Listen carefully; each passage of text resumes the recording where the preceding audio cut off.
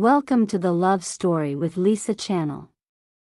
Today, we're bringing you a brand new story. When Victor walked into the classroom, I was awkwardly counting the prize money with one hand. The award certificate had been casually tossed aside. He looked at me with disdain. "You really light up at the sight of money." I tapped the stack of bills against the desk. "I like money." "So what? I earned this myself." "What does it have to do with you?" His jaw tightened instantly, teeth grinding, eyes filled with resentment. "Clara, do you have to speak to me like that?" I rolled my eyes. "You mock me. Am I not allowed to respond?" "That's because you're like a hedgehog," he retorted. "If you were a little gentler, I wouldn't argue with you." I didn't want to waste words on him anymore. I picked up my test paper and buried myself in practice problems. Even if I had a good temper, he didn't deserve to see it. Seeing me silent, he seemed to assume I had tacitly agreed with him. A faint smile curled at his lips. "Clara, stop chasing Adrian. He's already engaged. I know you need money. I can give you some." He tried to sound relaxed and casual, but his tone was stiff, tense, his eyes flickered uneasily. Hearing that, I lifted my head, my gaze met his directly, serious, scrutinizing. After a long moment, he was the first to look away, flustered. A few days later, the moment I returned to the classroom, I saw Victor standing frozen at the door. He looked gloomy, brows tightly furrowed. I followed his line of sight. Adrian was gently explaining a problem to a female student. The girl looked up at him, her face flushed red with shyness. Vivian, on the other hand, seemed upset. She deliberately sat far away, yet her eyes couldn't help drifting in their direction. "Do they match well?" I asked softly. Victor didn't seem to hear me. He stared at Adrian in disbelief. In that instant, something in his faith seemed to crumble, as if events were unfolding beyond his expectations. "Are you planning to target Olivia Zhang next?" I continued calmly. Olivia Zhang was the new tool Adrian had chosen. If I remembered correctly, Olivia was part of their social circle, not someone as easy to bully as me. Victor still said nothing. He simply frowned and walked away. Adrian was his childhood friend. Adrian had always treated him well. Victor had only seen one side of him and assumed that was the whole truth. But what Adrian was like had nothing to do with me. He used me. I used him, fair enough, after a follow-up check at the hospital. I told Victor to move back to his original seat. At lunchtime in the cafeteria, I flexed my fingers slightly. "My hand is healed. You should switch back. You don't need to buy meals for me anymore." He frowned. "I've taken care of you for so long. You're really heartless." "Oh. Thank you," I said flatly. "Thank you for causing the trouble in the first place and then bearing the consequences." He was left speechless. "Clara, I knew you were someone without a conscience." Victor stayed 2 more days without any intention of moving. I was too lazy to argue. During break, I deliberately helped him pack up his books with exaggerated attentiveness. Because of him, I had suffered so much. To be honest, just seeing him irritated me. I hadn't driven him away before because he still had some use. Victor seemed to deliberately oppose me. "I'm not leaving." "Are you sure?" I blinked at him. Putting on an innocent, harmless expression, he glared at me, remaining silent as a form of defiance. "All right then." My hand drifted lightly toward the cup of water on the desk. "Clara, crash." The sharp sound of shattering glass cut him off and drew the attention of the entire class. I discreetly pinched my thigh hard, forcing out 2 tears. "I already said I wouldn't dare offend you again. I don't even know what I did to make you unhappy." I've already broken one arm, wasn't that enough? Whispers rippled through the classroom. Victor Chen was clearly flustered by my sudden outburst. Clara. My sobbing grew louder. I'm sorry, I'm sorry. I know I was wrong. You're like this every single day. I'm really scared. Please, I'm begging you, just let me go. My body trembled, my voice choked, every syllable carried panic and helplessness. Some classmates began to look uneasy. Clara's family situation is complicated, someone murmured softly. But she really is pitiful. I heard Victor even brought her parents here that day. There was blood. You don't have to push someone to death like this. It's not like there's some deep hatred between them. Shoo, stop talking. Do you want to offend Victor Chen too? Be careful you don't end up with a broken arm or leg. Silence fell. Fearful eyes, expressions that wanted to speak up, but didn't dare. The stage was set.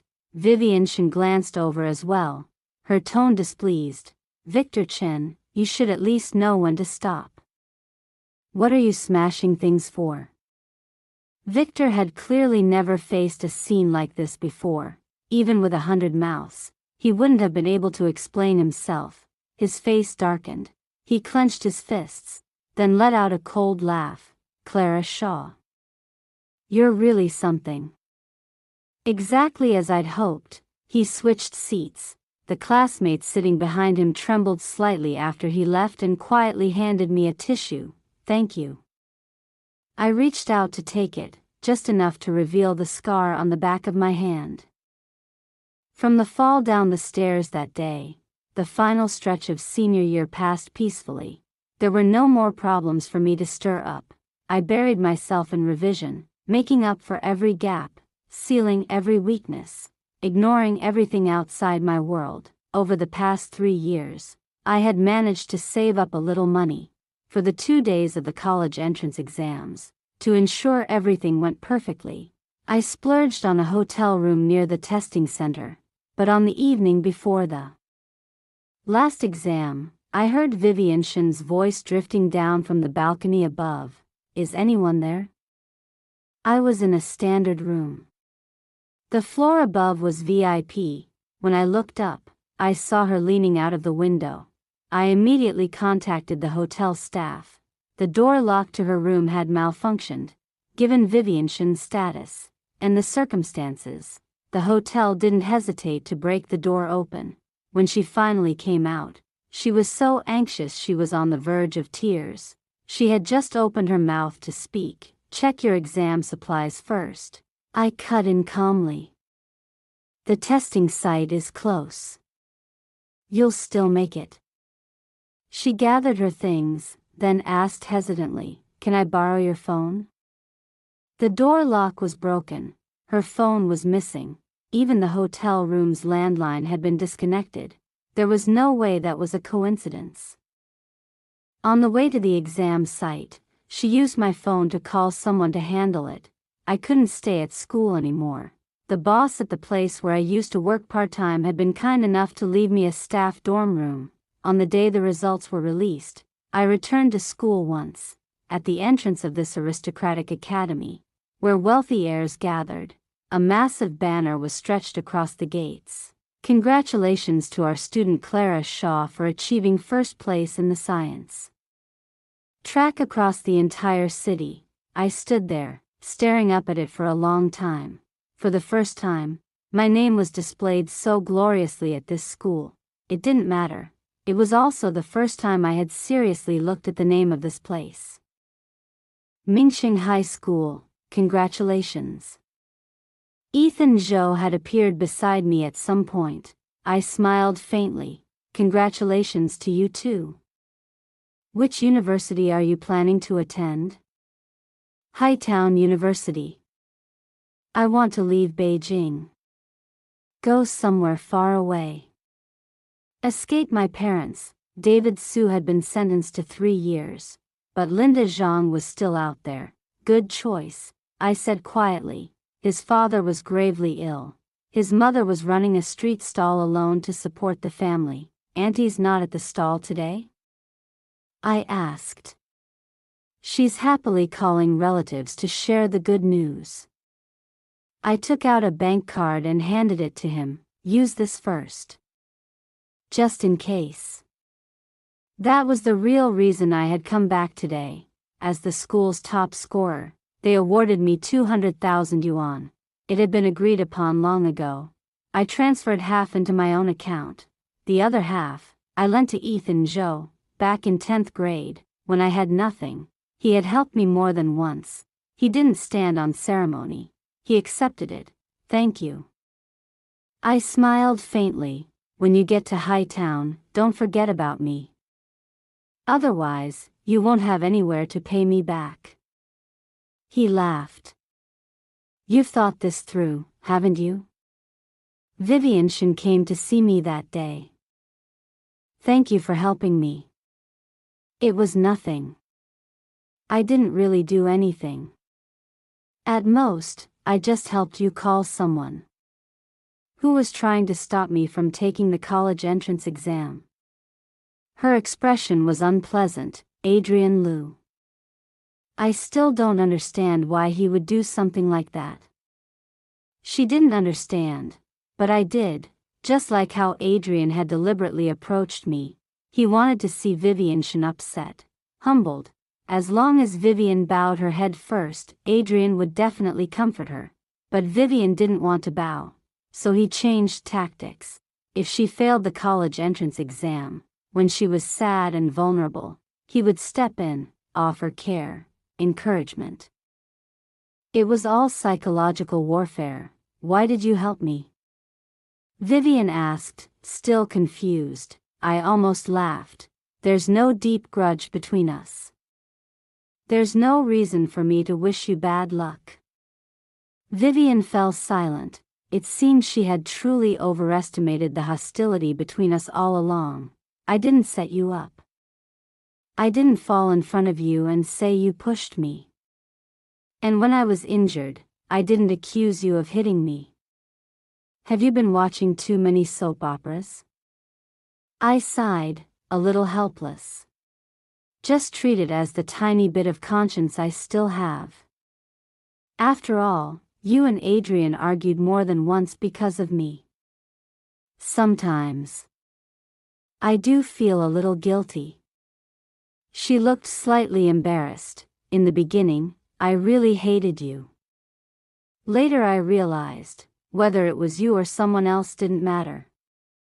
The real problem was always Adrian. Since we had already graduated, I relaxed and spoke more openly. You two won't work out. Vivian Shen didn't say anything.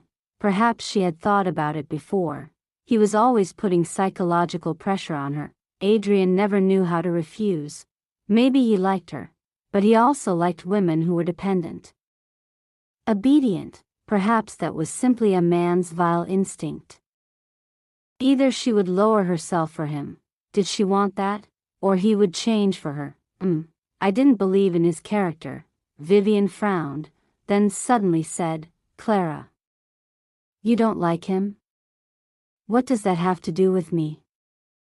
I'm talking about you too. Why drag me into this? She suddenly laughed. Only now do I realize. You never liked him at all. Adrian thinks he controls everything, but you had him spinning in circles. From the beginning to the end, you were using him. Vivian Shen was smart. It only took a moment for everything to click into place. Why can't I use him? I asked in return. She clearly hadn't expected me to admit it so bluntly. Adrian used your engagement to bring so many benefits to the Liu family. Wasn't that using you? If he can use women, why can't I use men? He enjoyed being chased by me. Enjoyed my dependence. And he approached me deliberately to use me. I pressured you to bow your head. He and I, mutual benefit, that's all. I never had ambitions. I've never dreamed of marrying into a wealthy family. Vivian stared at me for a long time, from confusion, to surprise, to sudden clarity. Her widened perspective made me uncomfortable. I cleared my throat. I'm only opening up to you out of goodwill today. Don't tell Adrian. I don't want to make an enemy for no reason. She let out a cold laugh. I won't tell him. Let him stay foolish like this. She had truly woken up. I nodded in satisfaction. She and Adrian had no future. Before Vivian left, she said to me, I owe you a favor. If you ever need anything in the future, come find me. I'll do everything I can to help. All right, I agreed casually, but inwardly, I thought there would probably be no chance for us to cross paths again. Seeing my indifferent attitude, she frowned. Hey. Don't treat this lightly. I rarely make promises. If I do, I keep them. I sighed. I know. If I need something, I'll find you. Perhaps Vivian didn't remember. She had helped me before I ever met Adrian. When I was cornered and beaten by a group of people, it was she who happened to pass by and drove them away. Even teachers who witnessed things like that would feel awkward and pretend not to see. But Vivian, every time, would step in. She might not have been able to change the bigger picture, but if she saw it, she would never stand by. After I got involved with Adrian, no one dared to hit me anymore. But there were still rumors. They claimed to speak up for Vivian, using malicious words against me. Once again, Vivian stopped them. My relationship with Clara isn't your business. Don't use my name as an excuse to bully someone.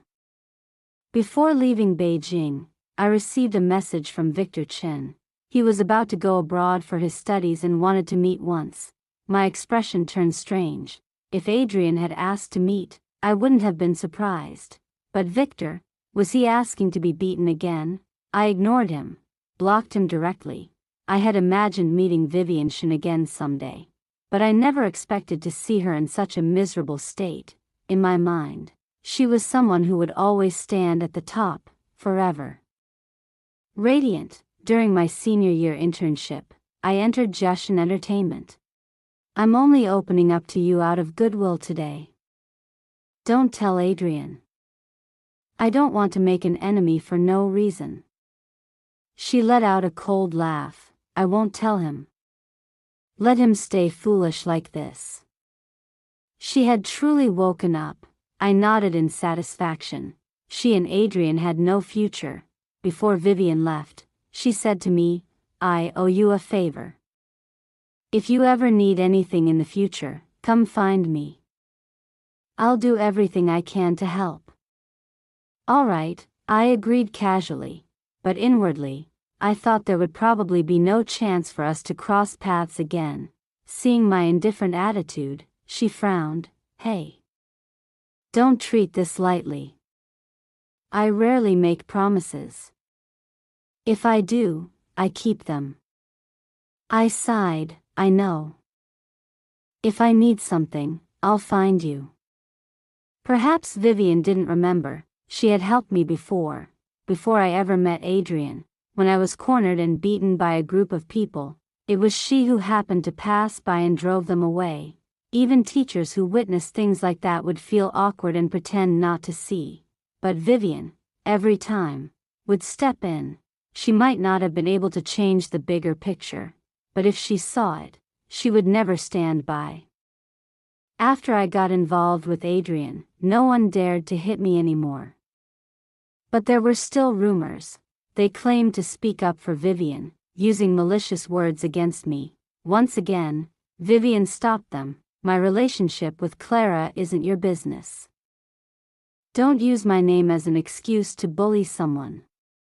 Before leaving Beijing, I received a message from Victor Chen. He was about to go abroad for his studies and wanted to meet once. My expression turned strange. If Adrian had asked to meet, I wouldn't have been surprised. But Victor, was he asking to be beaten again? I ignored him, blocked him directly. I had imagined meeting Vivian again someday. But I never expected to see her in such a miserable state. In my mind, she was someone who would always stand at the top, forever. Radiant. During my senior year internship, I entered Shine.And. 2 years later, I met Iris Cho, who had dropped out of school. At the time, she was being pressured by her family. I reached out and helped her once. I took her from being a nobody to becoming a top star. But unexpectedly, she secretly leaned on the company's vice president, an old man who had always disliked me. Served him right for going bald. Not wanting to keep looking at his unpleasant face, I resigned immediately. Several entertainment companies tried to recruit me, but I didn't want to work for anyone anymore. After thinking it through, I persuaded my college roommate, who was also a manager, to quit with me and start our own business. I reviewed Vivian's previous roles and decided to go see her on set. She didn't have many scenes there and had already finished filming, so I followed the clues and found her at another production. "You're looking for me? Is something wrong?" she asked. I felt slightly uncomfortable. "Well, over the past 2 years, I've made some money." Her hands paused slightly as she was removing her jewelry. "And? Would you consider joining me?" The Shin family did not support her acting career. They had even notified companies with business ties to the Shin family not to assist her. Ryan Jiang had used his own money to start a small company to promote her. But it was clearly not successful. I was able to elevate Iris Cho. I can elevate a second person too. Vivian shot me a sideways glance. Don't compare me to Iris Cho. I've promoted other artists as well. They've developed quite well. 5 years in this industry, I've accumulated some connections. I laid out my thoughts and plans in detail. She listened, thoughtful, then nodded slowly. "Back in high school, you had Ryan Jiang wrapped around your finger. You're definitely more capable than he is. That I've been talking for this long, and that's all that's on your mind?"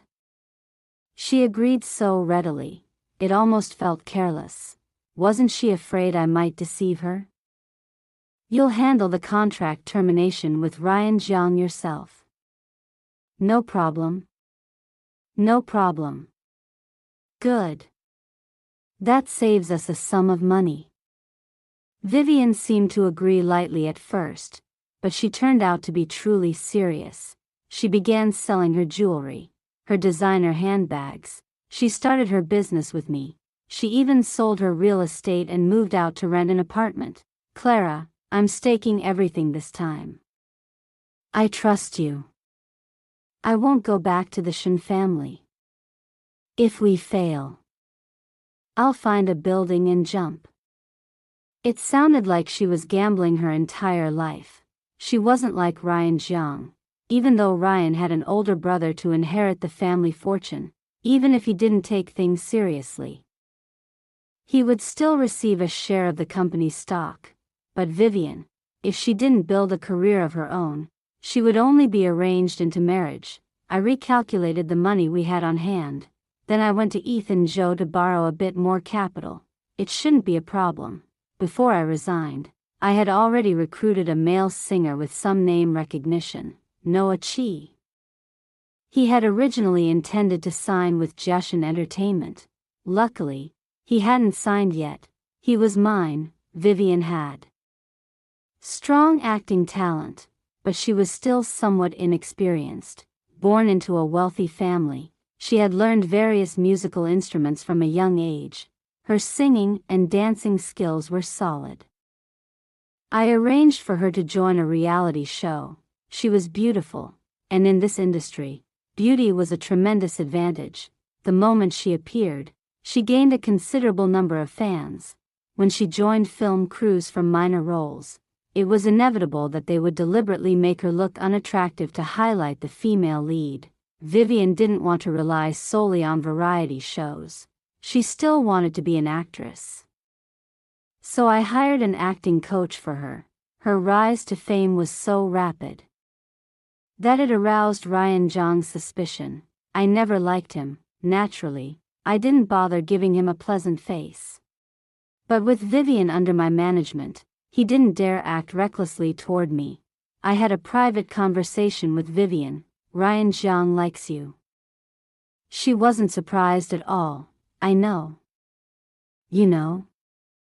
She let out a cold laugh. So what if he likes me? All these years, there's never been a shortage of women around him. Right now, he's even keeping a young mistress in his apartment. That kind of liking isn't worth anything. I stuck out my tongue, facing Ryan Zhang. You're this clear-headed. So why were you so foolish in high school? Adrian wasn't even that much stronger than him. She sighed helplessly. Love makes people stupid. I brought Vivian to a banquet, introducing her to several producers and directors. After it ended, I went into the restroom. The moment I came out, I saw Adrian Liu. Events like this had strict security. Reporters couldn't enter. I stepped aside quietly and watched them argue. Adrian looked impatient. Vivian Shen, how long are you going to keep making a scene? Vivian had been drinking. She pointed straight at his nose. Get lost. I told you, if you see me again, stay far away. If not, I'll hit you every single time. Do our years together really have to end like this? Making a scene? I'll make a scene your head. She snapped. Adrian froze at being cursed at. When did you become like this? You could have lived comfortably at home, but you chose to suffer here. I never expected you to lower yourself to accompany drinks and bow to these people. Why can't you just give in to me a little, Vivian? If you behave, whatever you want, I can give it to you. Vivian grabbed her handbag and slammed it against him. Once, twice. She was genuinely hitting him. I bow to them because they give me resources. They give me scripts. They let me develop my career. If I submit to you, what do I get? Your indulgence. Adrian's face darkened in anger. He forcibly grabbed her wrist. Tonight, you're coming with me. Seeing the situation turning ugly, I hurried over. Clara, Adrian's eyes snapped toward me, agitated. I forced an awkward smile. Hi. Hello. It's really you. Let's talk another time. Bye, bye. I waved vaguely and turned to leave. He dragged Vivian away. Clara, wait, wait, wait, wait. I responded casually, not slowing my steps. By the time I stepped out the door, Vivian was still cursing. I covered her mouth with one hand. The assistant had already pulled the car up. On the way back, Vivian suddenly collapsed forward in the car and burst into loud sobs. How did I ever like a scumbag like that? I must have been blind. She had sold her house and moved into the apartment opposite mine. I went over to cook her some sobering soup. Just hearing Adrian's name gave me a headache. She reassured me, don't worry. Adrian won't be able to stay here long. His father has brought his illegitimate son home. He'll be busy fighting for power. Richard Liu had brought Daniel Liu back. Adrian wouldn't have the leisure to chase after us for long. The moment she said that, I understood why Adrian had insisted on coming to find Vivian. He simply lacked support. Vivian gave a bitter smile. See? Our circle isn't that clean either. It's filthy. Then she asked me, did you ever envy me? Yes, I admitted frankly, back in high school. Who didn't envy Vivian Shen? She was beautiful, born into wealth, excellent grades. Talented in countless ways. She was proud, but not arrogant, confident, but never conceited. Vivian looked exhausted. Envy me for what? I'm not that great. Why would you say that? Everyone says I was born lucky, born on the clouds. But they all want to drag me down. They all want to see a high and mighty young lady bow her head. Outsiders are one thing. Even my own parents forced me to bow to others. As if the only value I have is for an arranged marriage. As if I have no other worth to bring to the family. She sprawled across the sofa, as though she no longer cared about anything. I'm the jewel of the Shine family. Beautiful, radiant, standing atop a tower for others to admire. But my brother is the only heir to that tower. You have a brother? I was surprised. Your parents favor sons over daughters? I'm the older sister. I have a younger brother. Of course they needed a daughter too. Sons and daughters have different uses. Oh. Oh. She looked dissatisfied with my reaction. Clara, don't be so calm. Please, have a little sympathy. I played along lightly. Ah. That's tragic. She was speechless. Your parents weren't good to you either. Didn't it hurt? Of course it hurt, I said. Before I turned 5. She waved her hand. All right, all right. Forget it. I smiled faintly. I've never agreed with the idea of favoring sons over daughters. What do you mean? There's no such thing as favoring sons over daughters in this world. There's only whether parents truly love their child. Then I told Vivian a story. Long ago, there was a couple who had 2 children, a daughter and a son. They were old-fashioned, backward in their thinking. They believed sons would always be more important than daughters. So the mother told the daughter, "You're the older sister. You must give way to your brother. Protect him." The girl was obedient. When her little brother got mischievous and hit her with objects, she didn't fight back. But it hurt so much she cried. When the mother heard her crying, her heart ached. She hugged her daughter and comforted her for a long time. Then she went to scold the son.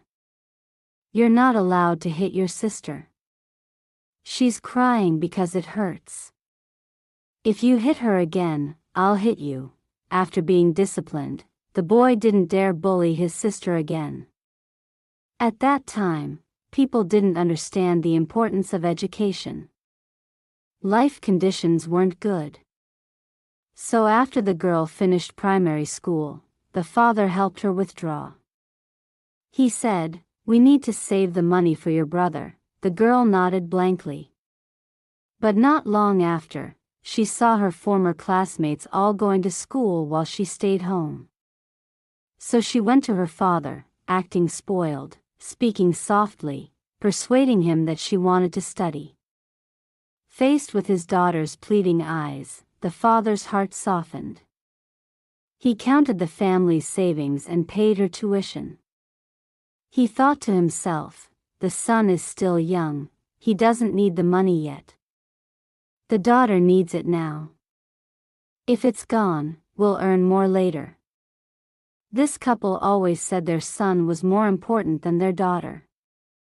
But whenever their daughter needed them, they never stood by indifferently. When I finished, Vivian was silent for a long time. She looked at me suspiciously. "Where did you hear that story?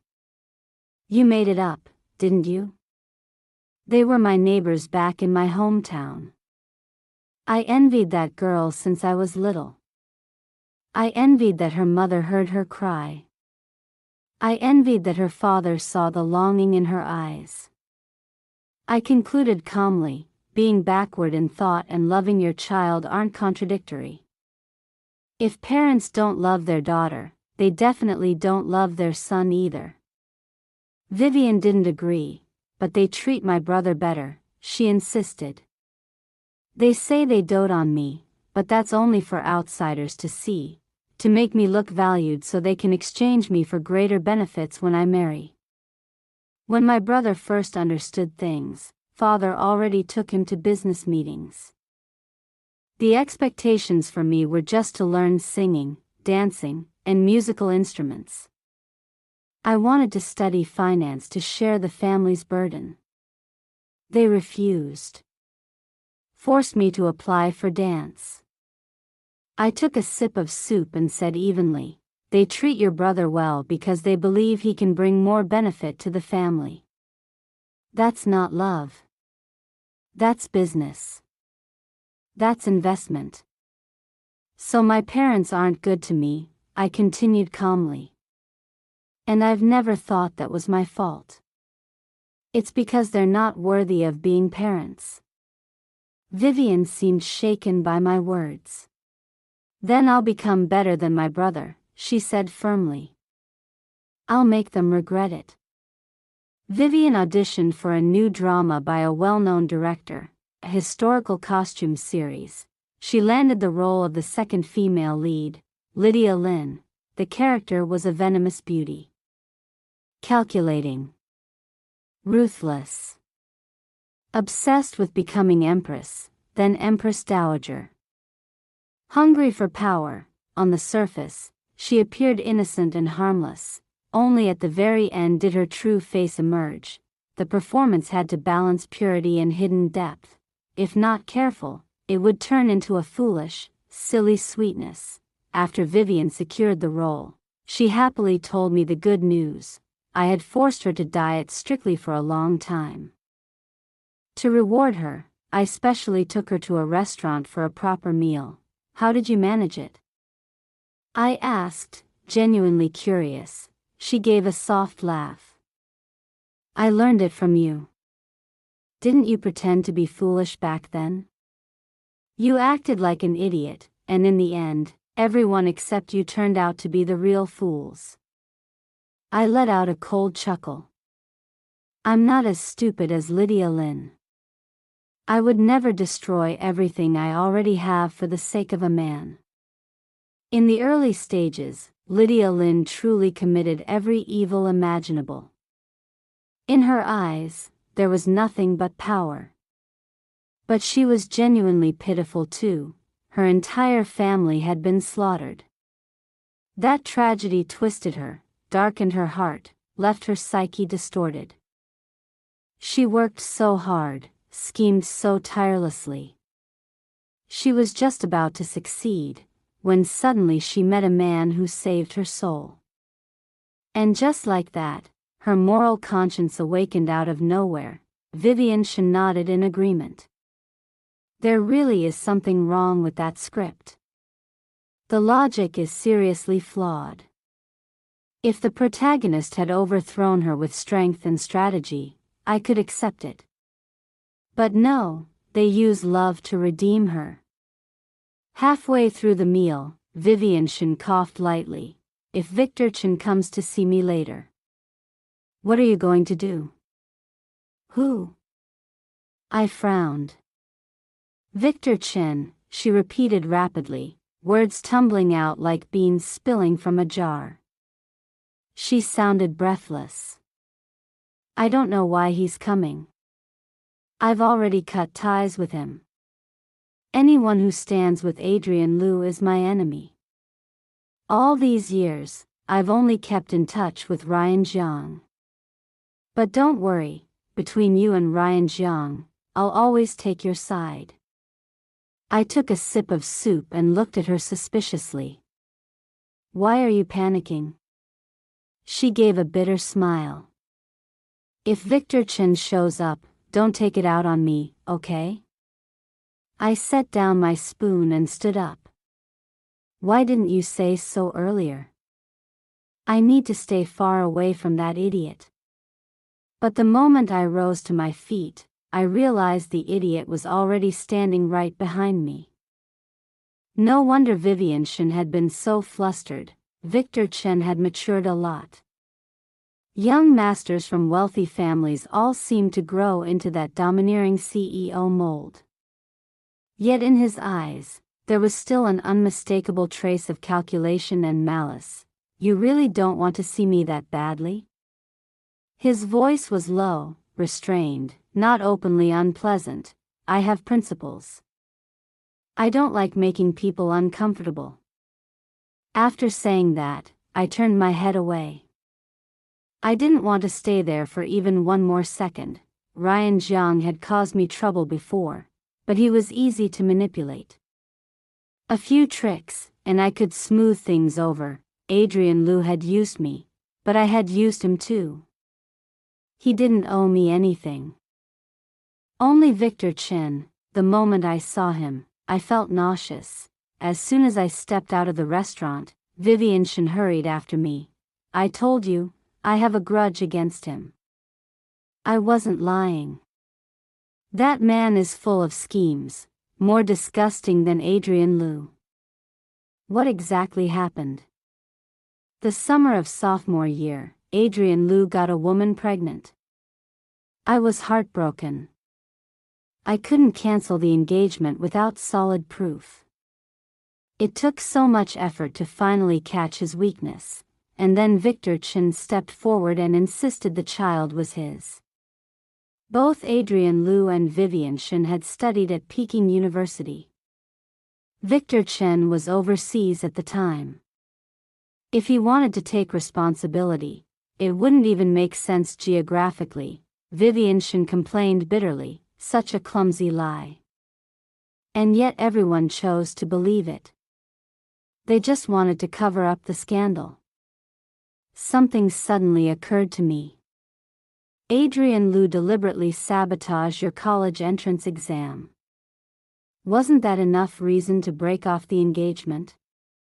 They never intended for me to inherit the family business. Of course they didn't care about my grades. Going to college didn't bring them nearly as much value as a political marriage would. Her position in the family was like a decorative mascot, beautiful, but ultimately useless. That was the most suitable role for her. If her grades weren't good, she could always study abroad to polish her resume. As long as she didn't disgrace the family name, that was enough. "We grew up together," she muttered bitterly. "That bastard Victor Chen pushed me straight into hell." I snorted. This is hard to comprehend. Who volunteers to wear a green hat? I've truly never seen anything like it. After Vivian Shen joined the film crew, I shifted my attention to my other artists. Noah Chi didn't require much of my worry. He was talented, had already released several singles. I arranged for him to participate in a music reality show, and his popularity kept climbing. The only issue was his image. He had a fair, delicate look, the boy next door type. But his personality leaned melancholic, like a brooding teenager. Sometimes he seemed so sorrowful it felt as though he might vanish from this world in the next second. I sent him to a nearby school and told him to observe how high school students laughed, how they carried joy so easily. An actor I used to manage had finished his contract with Shine Entertainment and chose not to renew. Instead, he decided to join me. During a business negotiation, the agent who usually worked with me couldn't attend, so the other party sent someone else in his place. When I saw Victor Chen, I almost turned around and left. But this was work. I could never oppose money. "Running into you isn't easy," he said with a faint smile, as though he had come to reminisce with an old classmate. I don't know whether the image of him from high school was too deeply etched in my mind, but no matter how gentle his smile appeared, I always felt he was plotting something behind it. I was on full alert. I even took half a step back. Seeing that I said nothing, he seemed slightly embarrassed. "We're old classmates, after all." Don't you have anything to say to me? I raised a hand to scratch the side of my neck and frowned at him. I truly didn't know what to say. Oh? President Shen is here to discuss cooperation, isn't he? I placed the prepared documents in front of him. Let's have a meal together. After we eat, we'll sign. I'm busy with work. Once we sign, I'll eat with you. In the private dining room, I said nothing. I simply watched him eat. When enough time had passed, I would leave. Victor Chen tried to bring up several topics. I brushed them all aside with perfunctory replies. He seemed a little helpless. When did you become so unwilling to talk? I just don't want to talk to you. What is there for us to say? If it were an ordinary classmate, perhaps we could reminisce about the past. But between Victor Chen and me, calling us enemies wouldn't be an exaggeration. The fact that we could sit at the same table now was already the best possible outcome. When we graduated from high school, I asked to meet you. You blocked me. I nodded. You didn't have anything important to tell me, did you? How do you know it wasn't important? His voice grew urgent. I lifted my chin slightly, my tone calm. If it had truly been urgent, something you had to say, something that would kill you if left unsaid, would it have been that hard to find me? Even after I left Beijing, with your capabilities, tracking me down wouldn't have been difficult. It's not that you couldn't find me. You just didn't want to. The fact that he hadn't looked for me meant there was nothing important. At least nothing life or death. Victor Chen's expression stiffened. He couldn't refute that. It was my fault back then. I didn't dare to see you. I nodded. After all, you wronged me. He gave a faint smile. You're still that confident. I'm stating facts. I didn't expect you to reflect on yourself. That's rather surprising. In your heart, am I really that terrible? Silence was worth more than 1,000 words. He had already guessed the answer. His face darkened. About what happened back then. I want to apologize. I didn't understand you and judged you rashly. I humiliated you. And what happened later, the injury you suffered, that was my fault too. Back in high school, he had never once said sorry to me. Years had passed before he came with an apology, but I have always been someone who holds grudges. If you came just to say that, then I won't see you out. I stood up to leave. Clara Shaw, what else? Can we be friends again? I raised an eyebrow, genuinely baffled. Again? We were never friends to begin with. Regret flickered across his face. I mean, can we be friends from now on?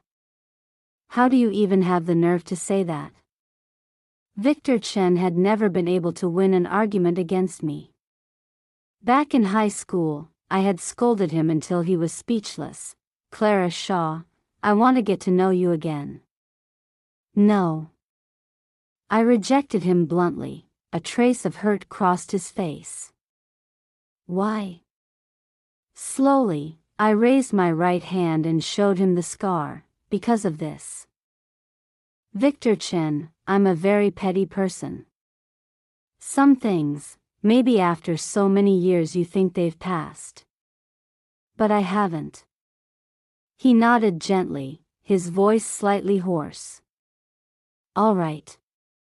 I understand. The next second, he picked up the fork beside him and slashed it across the exact same spot on his own hand. Blood slowly trickled down the back of his hand. I know this still isn't enough. I can even break my own hand, endure the same injury you did. Can you forgive me then? What kind of madness is this? I felt a flicker of panic, because I couldn't figure out what he truly wanted. I was used to thinking 3 steps ahead. But now, I couldn't see his purpose. And when I couldn't read my opponent's intention, I couldn't devise a countermeasure. Seeing that I didn't respond, he pressed on, "Clara Shaw. Can we start over?" I finally lost my patience. "No. Even if you break your hand, or die, it's useless. Victor Chen, if you cut yourself once, will the scar on my hand disappear?" "No. And even if the scar vanished, the pain I once felt wouldn't be erased. Unless you can change the past completely, erase every bit of suffering I endured. Otherwise, even if you die 1,000 times, 10,000 times, it won't matter." After saying that, I pushed the door open and walked out. I must have been insane to sit there and watch him lose his mind. Victor Chen somehow found my contact information and sent me a photo, a cast wrapped around his arm. That lunatic had really broken his own hand. I asked Vivian Shen, "Has Victor Chen ever had any psychological issues?" She waved dismissively. "None of them are normal. I was just too out of place, so I got eliminated, that's all." A few months later, when his injury must have healed, he began appearing frequently downstairs at my company, blocking my path. He sent countless gifts to my home. Work was already exhausting. I simply started staying at the office. There was a lounge room anyway. As for the things he sent, I had Vivian Shen return them all. I truly had no time to play domineering CEO games with him. Back then, he obstructed my education. Now, he was obstructing my ability to make money. Victor Chen had been born into a world completely different from mine. When Vivian Shen's new drama aired, Lydia Lin became a sensation, vicious, yet irresistibly captivating. Vivian Shen was crowned with the title of Mad Beauty. With that role, she won Best Supporting Actress. Noah Chi's new song also won an award. From then on, the company gradually found its footing. Step by step, it expanded and grew stronger. On the day Vivian Shen received her Best Actress award, Edward Shen contacted her. Rarely, she answered the call brimming with hope, thinking she would hear a word of praise. But when she hung up, her face was full of disappointment. "What's wrong?" "My parents said I'm just putting on an act. They said I've disgraced them." I comforted her. "Don't listen to the elders. Be happy for a few years. Don't overthink it." They even told me to go home. To do what? Annoy them to death? I joked, but Vivian Shen didn't smile. Her expression was unusually grave. I asked several times before she finally spoke. "The eldest son of the Shen family, Harrison Shen, has embezzled public funds to gamble. He owes 500 million. That was not a small sum. They wanted Vivian Shen to go back and fill that hole. An actress's salary was far from low. But the Shen family had never cared about the money she earned. If she returned now, there was only one possibility, a political marriage, selling herself to repay her brother's debt." She let out a long sigh. "From childhood until now, my family has never mistreated me materially. If this money isn't repaid, my brother will go to prison." She was conflicted. I gave a faint smile. "You really do have high moral standards." "If it were me, I wouldn't fall into their emotional trap. They fulfilled their obligation to raise me. Naturally, when they grow old, I'll fulfill my responsibility to support them. But beyond that, no one gets to exploit me. If you go back for a marriage alliance, who could you even marry?" I asked, A few names flashed through Vivian Shen's mind. Don't even think about it. Adrian Liu and Ryan Jiang. You can't marry either of them. Back then, they had been well matched in status. But the situation was different now. The Liu family and the Jiang family would never step into the muddy waters of the Shen family's crisis. As long as someone had money, the Shen family wouldn't care who she married. It could be a widowed old man, someone disabled, even someone mentally unstable. Vivian Shen was intelligent. What I could think of, she could think of too. Her gaze gradually hardened. She had made her choice. I won't go back. But they won't let me off. After all, Edward Shen and Margaret Shen were her biological parents. They had plenty of ways to force her into submission. I patted her shoulder. Marriage is the option they're offering you. But right now, they're the ones who need you. You should be the one giving them choices. Don't let them lead you by the nose. I took out a bank card and handed it to her. There's 10 million in here. Compared to the 500 million Harrison Shen owed, it was nothing but a drop in the ocean. Option 1, they take this money. Consider it your contribution toward easing your brother's debt. From now on, you cut ties with the Shen family. Option 2, your brother takes full responsibility for what he's done. You remain their daughter and can continue giving them a wealthy life in the future. In the first scenario, they lose a daughter, and still might not be able to save their son. In the second, they lose their son, but they still have a daughter. Vivian Shen swallowed. Her vision seemed to widen, as if the world had suddenly expanded. Clara Shaw. You're really amazing. One sentence of praise from her was worth quite a lot. Vivian Shen returned to Beijing. In less than a few days, everything was resolved. Edward Shen and Margaret Shen chose the second option. Harrison Shen had to bear full responsibility.